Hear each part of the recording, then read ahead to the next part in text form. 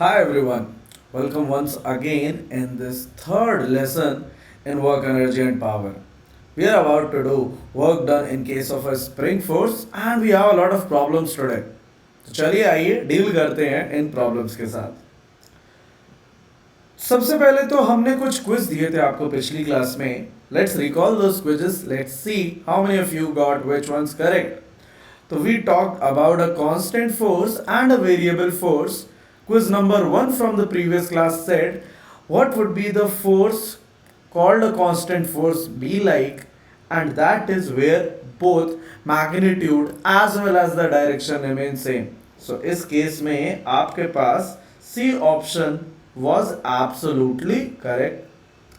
एक और क्विज था पिछले हमारे वीडियो में और वो था कि कौन सी फोर्स को वेरिएबल फोर्स कहेंगे. Which force will be called a variable force. तो आप कह सकते हो इसमें डी ऑप्शन इज करेक्ट. जब कोई भी चेंज कर जाए या तो मैग्नीट्यूड या तो डायरेक्शन या फिर दोनों ही चेंज कर जाए. If any of them changes और both of them change you call it a variable force. The both the things being magnitude and direction. Right, ये तो बात हुई हमारे क्विजेस की. आइए चलिए बात करते हैं आज की क्लास की work done in spring. Now this is a very important topic. Why? Because there are two aspects to it. ये दोनों एस्पेक्ट बहुत ही इंपॉर्टेंट है बिकॉज दोनों में बस थोड़ा सा अंतर होता है और आपके साथ गेम हो जाता है. अपने साथ गेम ना होने दें और फॉलो करें इस पर्टिकुलर टॉपिक को. किस तरीके से? मेरे तरीके से. तो हम क्या कह रहे हैं, वर्क डन इन स्प्रिंग दो तरीके से आता है. ये जो यहाँ बाय अस लिखा है, this is very important to see कि हम क्या वर्क कर रहे हैं स्प्रिंग के ऊपर. This is work done in the spring by us. अब अगर आप देखोगे, if you see the diagram, it's very very obvious that यहाँ पे आपको एक स्प्रिंग दे रखी है जिसका स्प्रिंग कांस्टेंट कुछ k है. एक मास दे रखा है ब्लॉक का जिसका मास कुछ m है. एंड जब आप इसे कुछ x डिस्टेंस आगे ले जाते हो, if this dotted line is supposedly my initial position and फिर this dotted line is let us say my final position, तो मैं उसे कुछ dx डिस्टेंस आगे लेकर आया. I have got this dx distance towards the right, initial और final के बीच में. और अब मुझसे पूछा जा रहा है कि मैंने कितना काम किया. आइए देखते हैं कितना काम किया. इफ आई से what would be the force, what would be the displacement, I can write down my work. तो मैं ये मान लेता हूं कि मैं कुछ फोर्स लगा रहा था. कितनी फोर्स लगा रहा हूँ जी? x डिस्टेंस दूर पे अगर आप स्प्रिंग को ले आए हो तो you can say your force must be kx. ये आपने शायद से पढ़ रखा होगा कि स्प्रिंग में जब भी आप फोर्स निकालना चाहते हो तो आप देखते हो कि नेचुरल लेंथ से कितना आगे स्प्रिंग को लाए. भैया नेचुरल लेंथ अगर कुछ रही थी, इतनी ही मान लेते हैं नेचुरल लेंथ थी, तो इतने से x आगे और ले आए. If I am saying that this is my natural length, तो आप इतने से कुछ ये x डिस्टेंस ही तो आगे लेकर आए हो, है ना. तो आपके पास फोर्स कितनी हुई? kx. डिस्प्लेसमेंट आपका कितना था? आपने अभी बोला जी हम थोड़ा सा आगे ले जाते हैं, थोड़ा सा आगे dx. अब अगर बात करें छोटे से वर्क डन की, small work done by us, तो पहली चीज जो आप बोलोगे कि भैया ये फोर्स हम लगा रहे थे टुवर्ड्स दिस साइड. राइट, चलिए ब्लैक में कर देते हैं आपके लिए. हम फोर्स जो लगा रहे हैं, हम फोर्स लगा रहे हैं towards right. This force is the force by us, हमारे द्वारा लगाया गया force. This is force by us, right पे लगाया. डिस्प्लेसमेंट भी अगर आप देखोगे, छोटा सा डिस्प्लेसमेंट भी अगर हम देखते हैं dx, ये हमारे पास राइट पे ही होता है. तो I can say my work done F D R के कॉरेस्पॉन्डिंग हो जाएगा एफ dx और cos 0. Why cos 0? क्योंकि दोनों सेम डायरेक्शन है ना. Same direction means angle must be 0 in between. तो kx dx cos 0. अब तो बहुत ही सिंपल है. ये छोटा सा वर्क डन आया है, अगर मैं पूछूं पूरा नेचुरल लेंथ से x डिस्टेंस घसीटने पे आपको कितना वर्क डन करना पड़ा है, तो you can simply integrate in this step 3। Once you integrate तो आपको वर्क डन मिलेगा kx dx का इंटीग्रल, इसमें k तो कांस्टेंट है बाहर आ जाएगा, x dx इंटीग्रेट होके x स्क्वायर बाय 2 दे देगा, और आपको ये हाफ के एक्स स्क्वायर, जनरली ये टर्म लोगों को याद रहता है हाफ के एक्स स्क्वायर, बट याद रखिएगा कि अगर लिमिट्स यहाँ चेंज हो गई, ये जनरली 0 से x तक रहती है, तो आपके पास ये हाफ के एक्स स्क्वायर आता है, बट अगर वो x1 और x2 हो गई तो चेंज भी हो सकती हैं चीज़ें। इसको तो हम एक एग्जाम्पल में देखेंगे ही, बट ये समझना बहुत जरूरी था कि किस तरीके से आप वर्क डन हाफ के एक्स स्क्वायर स्प्रिंग में स्टोर्ड कहते हो। अब इसी का मैं आपको सेकंड एस्पेक्ट दिखाऊंगा जो जनरली टीचर्स नहीं दिखाते हैं। आइए इसकी भी बात कर लेते हैं। Work done in spring bye the spring. Now if you see this word is very important, in fact this phrase is very important. Bye spring का मतलब क्या है? तो इस केस में क्या हो रहा है, आप अगर kx की फोर्स आगे की तरफ लगा रहे थे, इफ यू वर सेइंग कि भैया हमारी फोर्स इस साइड थी, this was force by us, तो स्प्रिंग भैया पीछे की तरफ लगाएगा, this is force by spring, है ना। फोर्स बाय स्प्रिंग और फोर्स बाय अस दोनों की जस्ट ऑपोजिट डायरेक्शन है। और अब गेम बहुत ही आराम से चेंज हो सकता है, थोड़ी सी चीजें जो अंतर है वो आप देख लीजिए। स्टेप 1 तो सेम ही रहेगा कि फोर्स और डिस्प्लेसमेंट F और dx आप मान लो, लेकिन ये जो वर्क डन निकालोगे बाय स्प्रिंग, ये जो बाय स्प्रिंग का वर्क डन आने वाला है, इसमें आपके पास एक cos 180 का पैरामीटर आएगा। क्यों?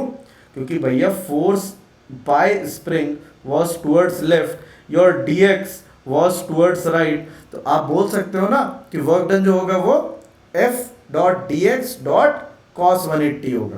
तो ये cos 180 का टर्म वहां से आता है। बाकी आपके पास कैलकुलेशन तो सेम ही रहेंगी, बट इस दौरान आपको वर्क डन जो मिलेगा वो माइनस ऑफ हाफ के एक्स स्क्वायर हो जाएगा, राइट। अब इसमें क्या चीज चेंज हुई? जो प्लस हाफ के एक्स स्क्वायर था, जो हम वर्क कर रहे थे, जो स्प्रिंग में स्टोर हो रहा था, आप बोल सकते हो स्प्रिंग में एनर्जी जो है हाफ के एक्स स्क्वायर जो आई है, जो हमने दी है, उसने क्योंकि ली है, the work has been taken by the spring, that is why you are saying कि स्प्रिंग की एनर्जी अभी नेगेटिव है। माइनस हाफ के x square is work done by the spring. अगर work done on the spring पूछते तो हम कहते हैं प्लस हाफ के एक्स स्क्वायर है, और work done by the spring पूछेंगे तो वो माइनस हो जाएगा। तो ये ऑन और बाय का जो टर्म था, आई होप आपको ये समझ में आ गया हो कि अगर आपके पास फोर्स देखिए आप कौन सी पूछी गई है, अगर आपसे पूछी गई है कि आपने कितना काम किया स्प्रिंग पे, बाय अस क्या है, तो आप बोलोगे भैया हमने तो जिस साइड फोर्स लगाई थी उसी साइड डिस्प्लेसमेंट हुआ, तो वो तो पॉजिटिव वर्क डन होगा। बट अगर work done by the spring पूछा है, तो आप देखिए फोर्स स्प्रिंग में कैसी थी, वो थी उल्टी डायरेक्शन में, विच मीन्स कि आपके पास वहां पे नेगेटिव वर्क डन आएगा। एक बहुत ही छोटा सा बट बहुत ही एक इंपॉर्टेंट कॉन्सेप्ट था। तो चलिए आइए इस पे बेस्ड एक आध क्वेश्चंस कर लेते हैं, थोड़ा और क्लियर हो जाएगा। फर्स्ट सॉल्व एग्जांपल है आपके पास यहाँ स्क्रीन पे, राइट। आपको क्या पूछा गया? वर्क डन एक स्प्रिंग को स्ट्रेच करने में कितना होगा अगर हम वो स्ट्रेच कर रहे हैं बाय 2 मीटर। आपको स्प्रिंग कांस्टेंट दिया हुआ है 10 न्यूटन पर मीटर। तो आप बोल सकते हो जी ये तो बहुत ही ईजी, राइट। ये बहुत ही ईजी क्यों है? क्योंकि आप कह सकते हो कि एनर्जी जो स्प्रिंग में थी नेचुरल लेंथ में, वो हाफ के एक्स स्क्वायर के कॉरेस्पॉन्डिंग 0 हो जाएगी, राइट।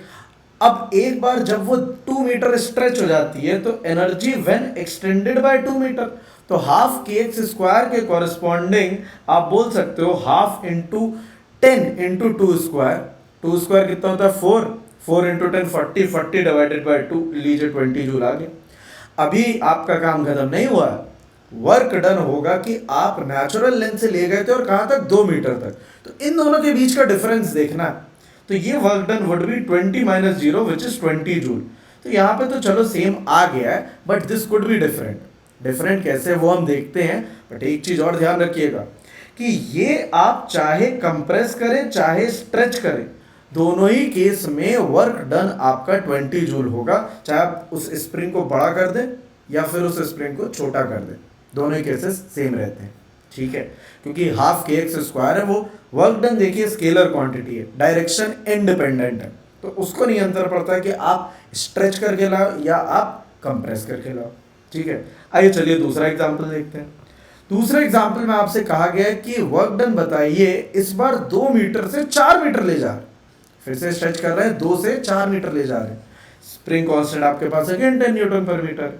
इस बार क्या करोगे आप, इस बार आप थोड़ा होशियारी दिखाना, आप कहना कि देखिए जब नेचुरल लेंथ जब ये 2 मीटर पे रहती है, तब आपके पास जो एनर्जी है वो हाफ के एक्स स्क्वायर के corresponding half into 10 into 2 square 20 joule, ये तो हमने अभी निकाला था जस्ट थोड़ी देर पहले।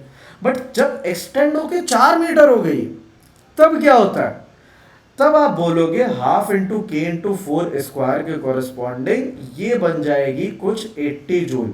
आप करके देख लेना solve, half into 10 into 4 square यानी हाफ इंटू 10 इंटू 16 है, तो 16 इंटू 10 कितना हो जाएगा 160, 160 बाई 2 कितना हो जाएगा 80। तो अब ये 80 जूल आंसर नहीं है, इसी के लिए मैंने आपको तैयार किया था कि अब वर्क डन आपको निकालना है 2 से 4 जाने में। तो आप देखो 4 पे 80 था, 2 पे 20 था, तो दोनों को माइनस करके जो आएगा this is your answer, that is 60 joule इस केस का आंसर। आई होप ये सॉल्व एग्जांपल्स आपको स्प्रिंग्स के बारे में थोड़ा सा आइडिया लगा होगा कि किस तरीके से एनर्जी कैलकुलेट होती है और किस तरीके से आप वर्क डन निकाल सकते हो एक पर्टिकुलर प्लेस से दूसरे पर्टिकुलर प्लेस तक। राइट, चलिए आगे बढ़ते हैं। अब हमारे पास है वर्क डन इन यूसीएम। यूसीएम का मतलब क्या है, this is uniform circular motion. वैसे तो हमने लास्ट टर्म पे बोला ही था कि हम इसके बारे में डिस्कशन करेंगे, तो आइए चलिए कर भी लेते हैं। ये आपको एक डायग्राम दे रखा है कि एक कुछ पार्टिकल था ऐसे गोल गोल गोल गोल घूम रहा था, राइट, और वो जब घूमता था तो उस पर एक इनवर्ड फोर्स लगती थी जिसे हम सेंट्रीपिटल फोर्स कहते हैं। और मान लेते हैं कि जब ये सेंट्रीपिटल फोर्स यहाँ लग रही थी अंदर की तरफ, तो डिस्प्लेसमेंट ऊपर की तरफ था। जब मान लीजिए कि आप यहाँ पे पहुंच गए होंगे, जब सेंट्रीपिटल फोर्स इधर होगी तो डिस्प्लेसमेंट यहाँ होगा, राइट। ये अगर एफ सी है तो ये डी होगा, जब एफ सी यहाँ होगा तो डी यहाँ होगा, जब एफ सी यहाँ होगा एफ सी यहाँ होगा तो डी यहाँ होगा। तो आप देखते हैं कि इस केस में हर पर्टिकुलर पॉइंट पे centripetal force and displacement are perpendicular. चलिए सॉल्व करके देखते हैं ना। स्टेप 1 में आपने फोर्स लिखी, आपने डिस्प्लेसमेंट लिखा। आप फोर्स मान सकते हैं एम आर ओमेगा स्क्वायर, कुछ लोग इसी को M V square by R भी कह सकते हैं। तो चलिए कुछ भी लिख लीजिए, ज़्यादा अंतर नहीं पड़ेगा, अभी मैं दिखा दूंगा आपको। F equal to M V square by R है, डिस्प्लेसमेंट मान लीजिए डी आर है। आप अगर छोटा सा स्मॉल वर्क लिखेंगे, यहाँ पे बाय स्प्रिंग नहीं लिखेंगे, यहाँ पे बाय स्ट्रिंग लिख लेते हैं, ठीक है जी। बाय स्ट्रिंग अगर कर देते हैं स्प्रिंग की जगह, तो आपका छोटा सा work done F D R जो है, जो M R omega square D R है, ये टर्म बस इंपॉर्टेंट है यहाँ cos 90। क्यों? क्योंकि भाई cos 90 तो है जो इस छोटे से वर्क डन को कर देगा उठा के जीरो, है ना, यही जीरो कर देगा, खत्म, गेम ओवर। अगर छोटा सा वर्क डन जीरो है तो आगे इंटीग्रेट करके भी क्या करोगे, वो भी तो जीरो ही आएगा। तो ये आपको याद रखना होगा कि जब भी एक यूनिफॉर्म सर्कुलर मोशन का केस हो, UCM, this is important, uniform circular motion का जब केस होगा तो आपके पास वर्क डन जो आएगा that comes out to be zero always, right. Centripetal force जो भी हो, ड्यू टू टेंशन कह लो, ड्यू टू स्ट्रिंग कह लो, आपके पास वो फोर्स जो भी वर्क डन करेगी वो जीरो होगा। फोर्स भी होगी, डिस्प्लेसमेंट भी होगा, बट वर्क डन जीरो होगा। कई लोगों को इस चीज में दिक्कत होती है बात पहचाने में कि अरे भाई वर्क डन तो होना ही चाहिए, फोर्स भी है डिस्प्लेसमेंट भी है, पर दोनों के बीच का एंगल तो देखो, वो 90 डिग्री है तो फिर काहे का वर्क, तब तो जीरो वर्क ना। चलो आगे बढ़ते हैं, तो एक इस पे भी केस कर लेते हैं। आपको अगर मान लीजिए एक बड़ा सा क्वेश्चन दिया गया, find the work done by tension force when the mass is फला फला 1 kg अंडरगोइंग यूसीएम। यूसीएम लिखा ना, अंडरगोइंग यूसीएम, बस ये इंपॉर्टेंट है, इसको ही अंडरलाइन कर लो भाई, ये इंपॉर्टेंट है। फिर विद एंगुलर स्पीड, देख रहे हैं आपको इतनी सारी जगह भटकाने की कोशिश करी गई। आपको क्या क्या चीजें दी गई हैं, मास दे रखा 1 kg, आपको एंगुलर स्पीड दे रखी 10 रेडियन पर सेकेंड, आपको रेडियस भी दे रखा है 2 मीटर, और ये सारी चीजें एम दे रखा है, ये ओमेगा दे रखा है, ये आर दे रखा है, आपको फोर्स तो निकाल सकते हो। आपसे कोई पूछे सेंट्रीपिटल फोर्स कितनी है, आप बोल सकते हो जी centripetal forces M R omega square निकाल लो। बट हमसे पूछा क्या गया, हमसे पूछा गया है कि वर्क डन कितना है इस टेंशन फोर्स का।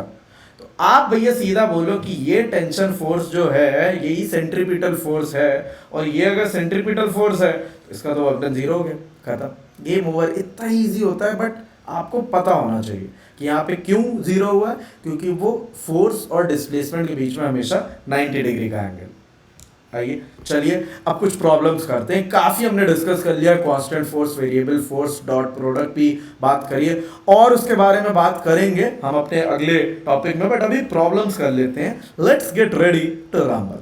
आइए, तो हमारे पास प्रॉब्लम नंबर 1 क्या दे रखी है। प्रॉब्लम नंबर 1 में बोला गया है कि आप वर्क डन बताइए जब एक एक्सटर्नल फोर्स लग रही है आपके पास 50 न्यूटन की, और आपको वर्क डन बताना है फ्रिक्शनल फोर्स का भी। मास दे रखा है 1 kg, डिस्प्लेसमेंट दे रखा है 10 मीटर। अरे भाई ऐसे कैसे, आइए डायग्राम एक एक करके देखते हैं।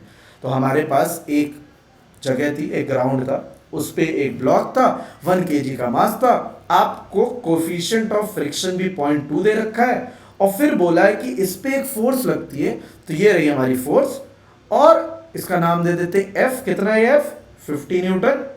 अब ये डिस्प्लेस होता है, भैया आगे की तरफ लग रहा है तो आगे की तरफ ले जाओ उसे 10 मीटर। कितना जा रहे हैं? 10 मीटर।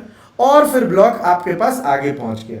तो मैं यहाँ एक चीज तो बोल सकता हूं कि भैया ये मेरी इनिशियल पोजीशन थी और ये मेरी फाइनल पोजीशन है, ठीक है। ऐसे 10 मीटर हम घसीट के आगे की तरफ ले गए। अब आपको वर्क डन निकालना है, तो आप कैसे निकालोगे, आइए मैं आपको बता देता हूं। पहली चीज, आप बोलिए कि भैया फोर्स कैपिटल F की वजह से जो आना है वो तो ठीक है, फोर्स दे रखी है, मुझे डिस्प्लेसमेंट भी दिख रहा है कि ये डिस्प्लेसमेंट है 10 मीटर का। बट आपको जब फ्रिक्शनल फोर्स की वजह से बताना है वर्क डन, आप फ्रिक्शन तो बनाओ। तो देखो हमने यहाँ पे बना दिए, फ्रिक्शन लग रहा होगा पीछे की तरफ। अब अगर आपको वर्क डन बताना है तो आइए इसको कर देते हैं सॉल्व। हम लोग खुद से करेंगे इसे, हम लोग किसी की हेल्प नहीं लेंगे। Work done due to capital F force अगर बताना है तो this would be F into displacement. अच्छा, ये capital F is a constant force. This displacement जो भी हो रहा है इसके लिए कैपिटल F कांस्टेंट है, 50 न्यूटन डिस्प्लेसमेंट की डायरेक्शन ही में। तो आप सीधे बोल दोगे भैया this is F S cos 0, और F कितना है 50, S कितना है 10, cos 0 हो जाएगा 1। तो ये बन गया सीधा सीधा 500 जूल्स। एक आपका काम हो गया, आपने यहाँ पे work done by external force सही सही कैलकुलेट कर दिया। अगर इसे मैं नाम देता हूँ 1, तो फर्स्ट तो आपने यहाँ कर दिया। बट सेकंड की भी बात कर लेते हैं, जो फ्रिक्शनल फोर्स है। आइए सेकंड की बात करते हैं। अगर हम सेकंड की बात कर रहे हैं तो work done due to friction, small f लिख लेते हैं, ठीक है। स्मॉल f ही यहाँ पे भी हमने बताया, देखिए यहाँ स्मॉल f है ना, तो हम लोग इसको स्मॉल f से ही डिनोट करते हैं। Work done due to small f would be F dot S, but ये हो जाएगा F डॉट S cos 180। क्यों? क्योंकि देखिए ना, आइए दिखाते हैं, फ्रिक्शन है पीछे की तरफ, पीछे दिख रहा है ना, पीछे डिस्प्लेसमेंट है आगे, तो भाई cos 180 तो आना ही चाहिए। खत्म, अब तो गेम भी हो चुका है भैया। अब आपको बस ये ध्यान रखना है कि ये माइनस एफ एस की तरह आएगा, और माइनस एफ एस कैलकुलेट करने के लिए आगे आप क्या कर सकते हो, आपको वैल्यू रखनी पड़ेगी फ्रिक्शन की कि कितनी फोर्स टोटल लग रही है। डिस्प्लेसमेंट आपको पता है कि ये आपके पास कुछ 10 मीटर है। तो एक काम करता हूं, मैं थोड़ा सा यहाँ पे चीज़ों को ईज आउट कर देता हूँ। मैं क्या करता हूँ कि इधर थोड़ा सा मिटा देता हूँ, ठीक है, ताकि आपके लिए थोड़ा सा इजी बन जाए।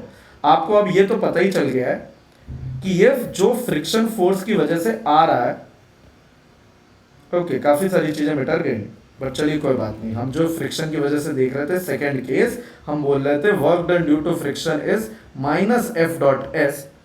तो हम बोल सकते हैं this would be minus mu, mu is 0.2, m 1 kg into G 10 into S that is 50। अब इसको आप मल्टीप्लाई कर लीजिए, आपका आंसर आ जाएगा।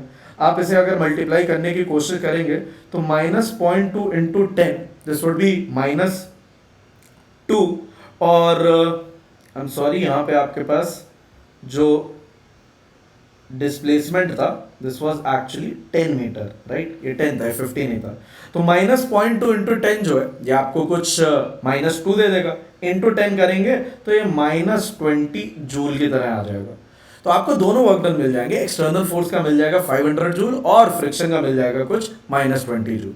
आई होप कि ये प्रॉब्लम आपके लिए क्लियर थी।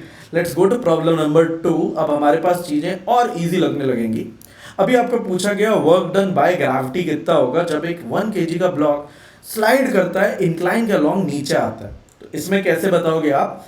देखिए, अगर आप ध्यान से, तो आपको ये 5 मीटर दे रखा है, ये स्लाइड के अलोंग 5 मीटर नीचे आ रहा है, ये एंगल 53 डिग्री दे रखा है। तो अब दो तरीके से हम इस प्रॉब्लम को कर सकते हैं। अगर मैं प्रॉब्लम का वे नंबर 1 लेता हूँ, तो मैं क्या कह रहा हूँ कि आप देखिए कि इधर कितनी फोर्स लग रही थी। देखिए इस पे जो है mg नीचे लगेगा, इधर एक ये mg cos थीटा का कंपोनेंट होगा, cos 53 वाला होगा, जो हमारे लिए यूजलेस है, और दूसरा ये कंपोनेंट होगा mg sin 53 का, जिसके अलोंग 5 मीटर जा रहे थे। तो आप सीधे सीधे बोल दो कि भैया work done is force into force के अलोंग कितना डिस्प्लेसमेंट हुआ है, राइट, या फिर displacement into force along the displacement. तो डिस्प्लेसमेंट था ये 5 मीटर, ये डिस्प्लेसमेंट जो है दिस इज 5 मीटर, और फोर्स अलोंग द डिस्प्लेसमेंट जो है दिस इज mg sin 53। तो खत्म, mg sin 53 इंटू 5, ये आपके पास 40 जूल आ जाएगा। कुछ लोगों को ना ये तरीका अच्छा नहीं लगता है, स्पेशली मी, राइट। मैं बताता हूँ आपको इसका दूसरा तरीका क्या हो सकता है। तो आपने इसमें क्या किया, आपने कहा कि डिस्प्लेसमेंट एज इट इज रखो और फोर्स देख लो डिस्प्लेसमेंट के अलोंग कितनी। एक दूसरा तरीका ये भी हो सकता है कि आप देख लो फोर्स कितनी है नीचे की डायरेक्शन में और डिस्प्लेसमेंट कर दो उसी के डायरेक्शन, तब भी तो सेम ही रहेगा। इसमें देखिए मैंने क्या किया है, mg फोर्स जब ली है तो मैंने डिस्प्लेसमेंट का कंपोनेंट ले लिया नीचे की तरफ। तो this would be 5 sin 53 which would be 4 meter. तो अब की बार वर्क डन दिया force into displacement along force rather than displacement into force along displacement. दोनों चीजें सेम ही होनी चाहिए और वो होती भी। आप अगर देखोगे फोर्स mg हो गई और अब की बार 5 sin 53 हमने लिख लिया अपना displacement along the force mg। तो ये आपके पास जो 4 मीटर आया 5 sin 53, 4 इंटू 10, ये भी 40 देगा। Same thing we are getting again. आइए चलिए नेक्स्ट प्रॉब्लम देखते हैं। काफी इंपॉर्टेंट प्रॉब्लम है this, I can say is one of the most important problem which people will face. इसमें बहुत ही सिंपल सा केस है। ये एक हेमीस्फेरिकल बॉल दे रखा है, this is a hemispherical ball, और इसमें क्या बोला है कि आपके पास अगर इसका रेडियस r है तो आप इस ब्लॉक पे, किस ब्लॉक पे, इस ब्लॉक पे एक फोर्स लगाते हो F। This is a constant force, please note that this F is a constant horizontal force, this is a constant horizontal force. हमेशा F इसी साइड लगती है। आप देखो चाहे यहां तक, जब ये हम पहुंच गए इधर तक, राइट, आई एम सॉरी, इधर तक जब हम पहुंच गए फोर्स हमेशा इसी साइड लग रही, और अभी ये एंगल जो है ये थीटा एंगल बनाने लगा, ठीक है। इस थीटा को थोड़ा अच्छे से मार्क कर लेते हैं, हाँ भाई तुम्हें प्यार से, थीटा, कोई। तो अब पूछा कि वर्क डन इन्होंने कितना किया, तो आप क्या कर सकते हो, आप बोल सकते हो कि अब की केस में मैं एक ही फॉर्मूला देखना चाहूंगा। फोर्स हमेशा इसी साइड लग रही है, डिस्प्लेसमेंट भले ही s कुछ इस तरीके से रहा हो, टेढ़ा सा रहा है ना, ये देख रहा होगा, ये कुछ टेढ़ा सा डिस्प्लेसमेंट रहा है। मैं ये बोलूंगा कि भैया इस फोर्स की डायरेक्शन अगर हॉरिजॉन्टल है, केवल हॉरिजॉन्टल का डिस्प्लेसमेंट देख लो। तो आई विल से कि अगर s मेरा इस तरीके से रहा भी है तो भाई वर्क डन को दो तरीके से लिख सकते हैं। एक हम लिख सकते हैं कि डिस्प्लेसमेंट और फोर्स अलोंग डिस्प्लेसमेंट, और एक लिख सकते हैं force into displacement along force. तो ये वाली चीज मेरे लिए यहां ज्यादा अच्छी रहेगी। जनरल केस बताया कि अगर ये जनरल केस कब के लिए, ग्रीन में, तो ग्रीन में ही कर देते हैं कि भैया अगर आपके पास एक ब्लॉक रहता है m का और आप एक फोर्स लगाते हो F इस तरीके से, और ये डिस्प्लेसमेंट इस साइड होता है और ये थीटा होता है, तो या तो आप बोल दो कि फोर्स का कंपोनेंट आगे की तरफ ले लो, है ना, कि F cos थीटा ले लो और इस F cos थीटा और S को मल्टीप्लाई कर दो, या फिर आप कहते हो कि भैया इस S, ये जो S था, इसका कंपोनेंट इधर ले लो S cos थीटा और इस S cos थीटा और F को मल्टीप्लाई कर दो। तो बस यही वाला केस हमें यहाँ पे कंसिडर करना है। और आप अगर देखोगे इस ट्रायंगल में झांक के, किस ट्रायंगल में, ये वाला जो मैंने ट्रायंगल बनाया, ये एंगल तो थीटा था, इतनी लेंथ जो है ये आर होगी, क्योंकि वो तो रेडियस ही है, वो तो आर ही रहेगा। ये वाली लेंथ होगी आर कॉस थीटा, जो हमारे काम की नहीं है। और जो ये वाली लेंथ होगी जो हमें चाहिए displacement along the force, this would turn out to be R sine theta. तो यही वो डिस्प्लेसमेंट अलोंग फोर्स है, फोर्स भी इस डायरेक्शन में, ये डिस्प्लेसमेंट भी इसी डायरेक्शन में। तो आपके पास यहाँ पे जो टोटल वर्क डन बनता है ये चुपचाप F into R sine theta बन जाता है। कैसे? Force into displacement along the direction of force. तो आई थिंक कि ये सारी चीज़ें आपको समझ में आ गई हैं। 3 प्रॉब्लम हो गई, एक और प्रॉब्लम देख लेते हैं, फाइनल प्रॉब्लम, इसके साथ ही हम क्लोज करते हैं। एक चैलेंज क्विज भी रहेगा इसके बाद। यहाँ बोला गया आपको कि वर्क डन बताना है due to gravitational force and due to tension force on each mass, दोनों ही मासेस पे, एक ये 1 kg का मास दे रखा है, एक ये 2 kg का मास दे रखा है। When the 2 kg mass moves down by 3 meter, obviously 2 kg mass नीचे की तरफ जाएगा, 3 मीटर जब नीचे जाता है तो क्या हो। तो देखिए मैंने यहाँ पे आपके लिए काफ़ी कुछ बना रखा है कि 2 kg का मास जब 3 मीटर नीचे जाता है तो ऑब्वियस सी बात है कि ये 1 kg का मास कुछ 3 मीटर ऊपर है, राइट। वर्क डन अगर मुझे बताना है, लेट अस से मैं पहले ग्रेविटेशनल फोर्स के लिए निकालता हूँ, बहुत ही इजी है। आपको पता है ग्रेविटेशनल फोर्स 1g, mg नीचे की तरफ लगेगी 1 kg मास पे, 2g नीचे लगेगी 2 kg मास पे। तो आप क्या बोल सकते हो, work done on the 1g मास, इसके लिए क्योंकि फोर्स इज नीचे, डिस्प्लेसमेंट इज ऊपर, opposite direction, -1g into 3, this would B -30 joule. 2 kg मास के लिए work done is in the same direction, for both force and displacement they are in the same direction, the work done is positive, 2g into 3, this would be plus 60 joule। One part हमने calculate किया है gravitational force का work done. Next case देख लेते हैं जिसमें हम tension force का वर्क डन देख लेते हैं। तो अब दिक्कत क्या है कि tension force we have to calculate, how to calculate, you know dynamics. आइए फर्स्ट केस अगर मैं बोलता हूं तो मैं कहूंगा कि 2g माइनस टी, इस वाले ब्लॉक के लिए 2g नीचे की तरफ, t ऊपर की तरफ, एक्सेलरेशन नीचे होगा, 2g माइनस टी इज 2 है, राइट। बना देते हैं, चलिए एक्सेलरेशन a नीचे होगा, इसका जो एक्सेलरेशन है a जो है वो ऊपर की तरफ होगा। तो दूसरी इक्वेशन बनेगी t minus G equal to है, this is equation for here, right. तो इन दोनों को सॉल्व करोगे, ये t कैंसिल कर जाएगा, आपको a इक्वल टू g/3 मिलेगा। a इक्वल टू g/3 आ गया तो इस इक्वेशन में पुट करिए, इस वाली में आपको t इक्वल टू 4g/3 मिल जाएगा। अब जब टेंशन आए, अब जब ये टेंशन फोर्स मिल गई है, now you can calculate the work done. Work done due to tension on 1g, WT 1g जो दे रखा है, ये हो जाएगा टेंशन फोर्स इनटू डिस्प्लेसमेंट। और ये देखिए जब आप बात करेंगे टेंशन फोर्स की तो इस पे ऊपर की तरफ है टेंशन फोर्स, इस पे भी टेंशन फोर्स ऊपर की तरफ है, इसकी वजह से वर्क डन जो आएगा वो पॉजिटिव आएगा टेंशन फोर्स का, इसकी वजह से जो आएगा वो निगेटिव आएगा क्योंकि टेंशन ऊपर है और डिस्प्लेसमेंट देख सकते होंगे आप कुछ नीचे की तरफ है। तो work done due to tension in 2g is -4g into 3 divided by 3, that is -40 joule. Plus और माइनस कैसे आए, I hope you understood everything. ये टेंशन फोर्स में थोड़ा सा डिफिकल्टी क्यों थी, क्योंकि हमें टेंशन फोर्स कैलकुलेट करनी पड़ रही थी। आई थिंक कि आपको ये सारी चीज़ें समझ में आ गई होंगी। एक क्विज है बस आज के सेशन के लिए, कमेंट करिएगा अपने आंसर्स और जो भी डाउट्स रहे हों आपको। और ये है वो question, you have to find the net work done by all the forces when 2 kg moves down by 3 meter. आपने अभी देखा ग्रेविटेशनल फोर्स, आपने अभी देखा टेंशन फोर्स, आपको वर्क डन अब कैलकुलेट करना है। केवल एक नंबर होगा, कमेंट में जरूर बताइएगा कि वो नंबर क्या निकल के आता है। You are always the best, that is what I believe। तो प्लीज़ मेक श्योर कि नेक्स्ट वीडियो जानने के लिए आप लाइक और सब्सक्राइब जरूर करें। एंड नेक्स्ट वीडियो हम जल्दी लाने की कोशिश करेंगे इसके आंसर के साथ, और प्लस डॉट प्रोडक्ट के काफ़ी सारे क्वेश्चंस डिस्कस कर रहे होंगे। Thanks a lot for being with us, see you.